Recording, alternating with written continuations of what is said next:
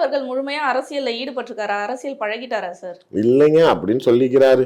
ஏன்னா ஏன்னா என்னைய பொறுத்த வரைக்கும் ஆ. அப்படி இல்லை. ஏன்னா எல்லா சம்பவத்துக்கும் நாளைக்கு குரல் கொடுக்கக்கூடிய தலைவரா இருக்கணும். திடீர்னு ஆணவ கொலை நடந்தா சைலண்ட் ஆயிடுறீங்க. திடீர்னு நாளைக்கு ஏதாவது திருப்பரங்குன்றத்துல மத பிரச்சனை வந்துச்சுன்னா சைலண்ட் ஆயிடுறீங்க. உங்க படமே வெளில வரலன்னா சைலண்ட் ஆயிடுறீங்க.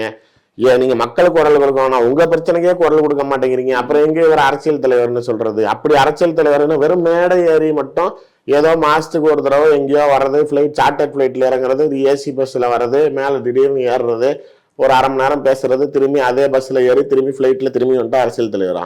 அது மட்டும் தகுதியா இருக்குமா? ஆனா எல்லாத்துக்கும் காரணம் வந்து நான் வந்தா கூட்டம் கூடும், கூட்டம் கூடும். அது அதெல்லாம் ஒரு அசம்பாவிதம். அந்த ஒரு திமிர்ல தானே நீங்க அரசியல் கட்சி ஆரம்பிச்சீங்க.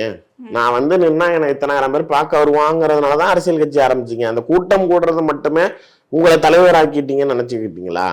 நீங்க நடிகரா இருக்கப்பதான் கூட்டம் வரும், அதுக்கு நீங்க லீடர் ஆயிட்டீங்கன்னு அர்த்தமா? Leader is not something crowd கூடுறத வச்சு இல்ல. உங்களுக்கான நீங்கள் மக்களுக்கு கூடுற மக்களுக்கு என்ன விவேக்கு சொல்ற மாதிரி இருக்கக்கூடாது. என்ன செஞ்சேன் அவனை நம்பி வந்த மக்களுக்கு, உனக்கு என்ன செஞ்சேன் அதே தான் அவனுக்குங்கிற மாதிரி விட்டீங்கன்னா நாளைக்கு எப்படி மக்கள் உங்க பின்னாடி இருப்பான்? கூட்டங்கள் குறைஞ்சிக்கிட்டே இருக்கும்.